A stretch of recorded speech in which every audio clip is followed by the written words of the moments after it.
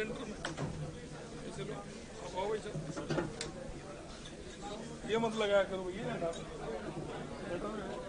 मत लगाया करो। रेलवे में इसका क्या काम है, कोई ये बात उठी है जो इसको लगा देते हो। पैसा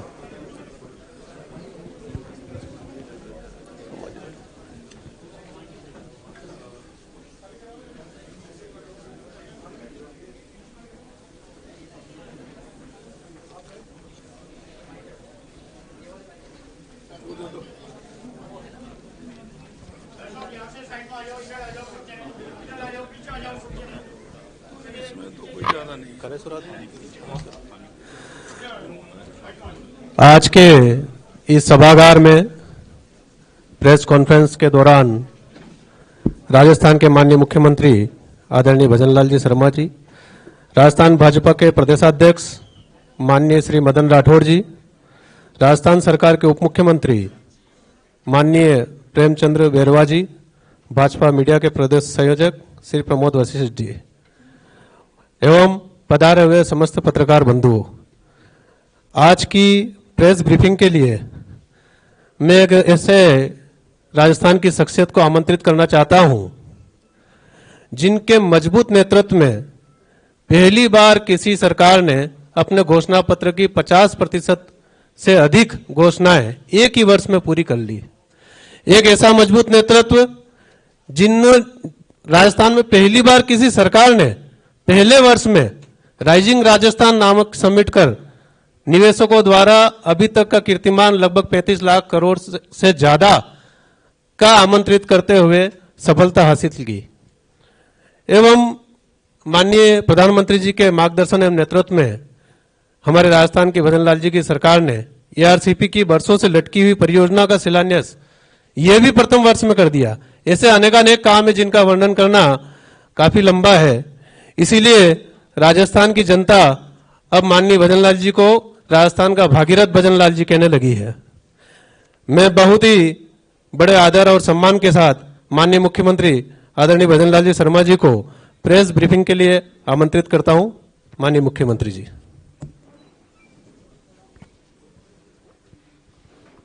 सभी को नमस्कार। आज की इस प्रेस में माननीय हमारे प्रदेश के अध्यक्ष सम्माननीय मदन राठौड़ जी, कैबिनेट में मेरे साथी उप मुख्यमंत्री प्रेमचंद बैरवा जी, हमारे मीडिया के संयोजक भाई वशिष्ठ जी, पिंकेश जी, सभी मेरे पत्रकार भाई और बहनों, आपने देखा होगा एक विषय है जिसमें चाहे दिल्ली में विपक्ष हो चाहे राजस्थान में विपक्ष हो,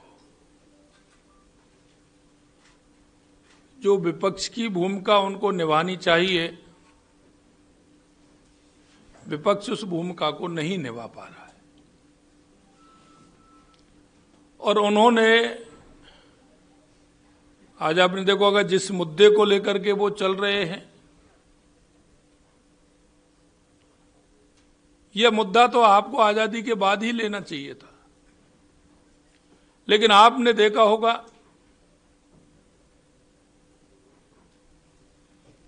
हमारे देश के पहले कानून मंत्री और जिन्होंने इस देश में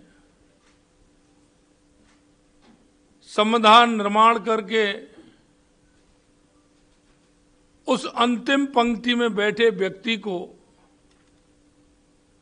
कैसे आगे लाया जा सकता है, उसके लिए उन्होंने काम किया। हम बाबा साहब भीमराव अंबेडकर जी, डॉक्टर श्यामा प्रसाद मुखर्जी जी और पंडित दीनदयाल उपाध्याय जी के अंत्योदय को लेकर के हमारी पार्टी और हमारी सरकार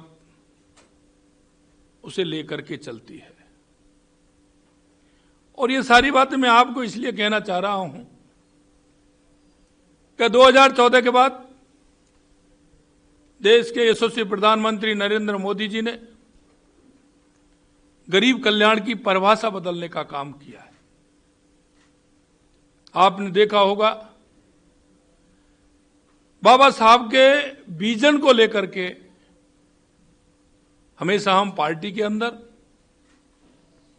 या केंद्र में हो या किसी प्रदेश में हो, हमारी सरकारें बाबा साहब के अंत्योदय को लेकर के चलती है। मैं कहना चाहता हूं कि आज कांग्रेस जिस तरह का ढोंग कर रही है,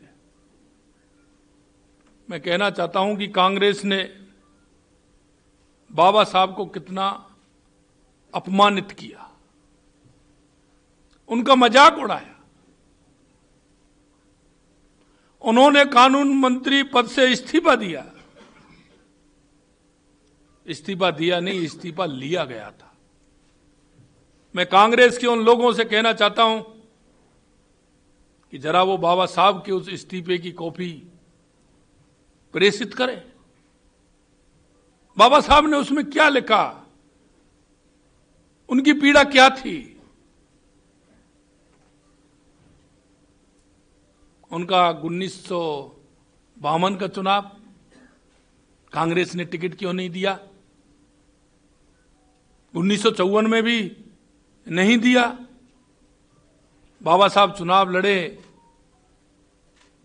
तो उनका विरोध किया। देश की जनता इन सवालों का जवाब चाहती है। और आपने देखा होगा कि उन्होंने नेहरू, इंदिरा, संजय गांधी, राजीव गांधी के इस देश के अंदर कितने स्मारक, कितने उनके नाम से योजनाएं, जिन्होंने इस देश को संविधान दिया, इस देश के उत्थान की बात की। आपने उनको क्या दिया, ये जरा अपने गलेबान में झांक करके देखिए। मैं आपके माध्यम से कहना चाहता हूं, मंत्री पद से जो बाबा साहब ने इस्तीफा देने को मजबूर किया, इस्तीफे के बाद सदन में बोलने तक नहीं दिया, क्योंकि सदन सबका है, लेकिन बाबा साहब को बोलने नहीं दिया। मैं कहना चाहता हूं कि उनका जो इस्तीफा था उसको जरा बताएं। बाबा साहब अम्बेडकरी कैबिनेट में ना रहने की खुशी भी जाहिर की थी। जरा वो पत्र तो लोगों को दिखाएं जो नेहरू जी ने एडविना माउंटबेटन को पत्र लिख करके कहा था। भाई ऐसी कौन सी खुशी आपको हुई जो आपने खुशी का इजहार किया। जैसा मैंने कहा 1952 1954 में उपचुनाव में हराया,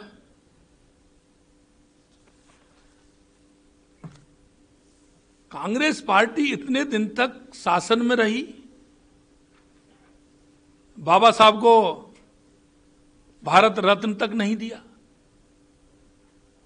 जरा उसका भी खुलासा करें। अगर भारत रत्न दिया तो हमारे पूर्व प्रधानमंत्री अटल बिहारी वाजपेयी जी इस सरकार में शामिल थे और माननीय अटल बिहारी वाजपेयी जी ने बाबा साहब को भारत रत्न दिलाने का काम किया। मैं आपसे कहना चाहता हूं, हमारे देश के यशस्वी प्रधानमंत्री नरेंद्र मोदी जी ने सरकार आई तो दिल्ली में अंबेडकर सेंटर बना करके तैयार किया। लंदन में जहां बाबा साहब रहते थे उनकी स्मृति में, उनके जो निवास स्थान है उसकी स्मृति में वहां अंबेडकर हाउस बनाने का काम किया, अंबेडकर स्मृति बनाने का काम किया। और मुझे सौभाग्य मिला कि मैं अब की बार जब लंदन गया तो बाबा साहब के उस स्मृति पर जाने का मौका मिला और मैंने वहां श्रद्धांजलि अर्पित की। मैं आपसे कहना चाहता हूं, बाबा साहब का एक भी स्मारक कांग्रेस ने नहीं बनाया। पंच तीर्थों का निर्माण देश के यशस्वी प्रधानमंत्री नरेंद्र मोदी जी ने किए, जबकि पूरे देश भर में, जैसा मैंने आपको बताया, नेहरू, इंदिरा गांधी, संजय गांधी, राजीव गांधी के नाम से सैकड़ों स्मारक, अस्पताल, सड़कों के नाम रख दिए गए। आज वो किस तरह से ढिंढोरा पीट रहे हैं। भाई, आपको देश की जनता ने नकार दिया। आप देश की जनता के साथ आपने कितना धोखा किया। कांग्रेस ने हमेशा झूठ और लूट का सहारा लिया। कांग्रेस ने हमेशा जाति धर्म की राजनीति की। कांग्रेस ने हमेशा भ्रष्टाचार की राजनीति की। मैं कहना चाहता हूं, आपने देखा होगा संसद के अंदर किस तरह से राहुल गांधी ने धक्का मुक्की कर सांसदों को गिरा दिया। मान सकते हैं आप युवा हैं, लेकिन उन सांसदों को किस तरह से आपने गिराया, उनको किस तरह से बेइज्जत किया, महिलाओं को बेइज्जत करने का काम किया। मैं कांग्रेस पार्टी से इतना कहना चाहता हूं कि वो कुछ तो शर्म करें। देश का संविधान जिन्होंने, सामाजिक अधिकार जिन्होंने सशक्त बनाने का काम किया, आप उनके नाम से जिस तरह से काम कर रहे हैं, ये ठीक नहीं है। और इसमें अगर आपको करना है तो बाबा साहब देश के महान नायक हैं, उनको बीच में लाने की कहां आवश्यकता पड़ रही। लेकिन जिस तरह से कांग्रेस कर रही है, तोड़ मरोड़ करके, माननीय हमारे गृह मंत्री जी के उस भाषण को किस तरह से कर रही है, आपने भी देखा होगा, उससे पहले भी देखा होगा, बाद में भी देखा होगा। लेकिन मैं कहना चाहता हूं कि एक छोटे से अंश को प्रेरित करना, ये सर्वनाक बात है।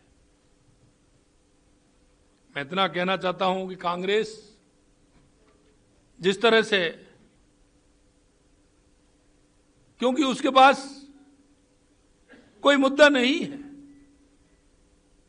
कांग्रेस ने कभी देश के विकास की बात नहीं की, अंतिम पंक्ति में खड़े व्यक्ति की बात नहीं की। कांग्रेस हमेशा बात करती है तो जैसा मैंने कहा, झूठ और लूट और भ्रष्टाचार की बात करती है।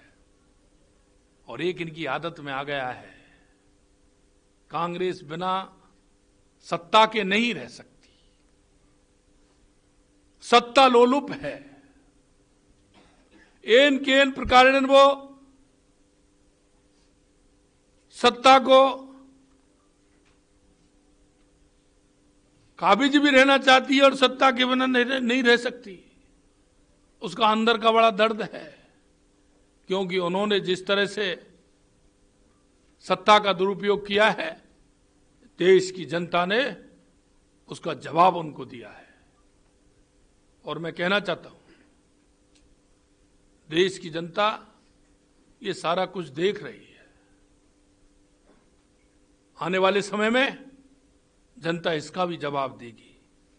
मैं आपके माध्यम से यही कहना चाहता हूं कि बाबा साहब भीमराव अम्बेडकर जी जैसे महापुरुष को इस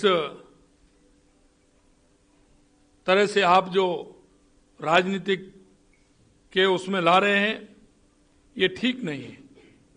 बाबा साहब हमारे सर्वोच्च हैं, वो हमारे नायक हैं, कहूं तो महानायक हैं।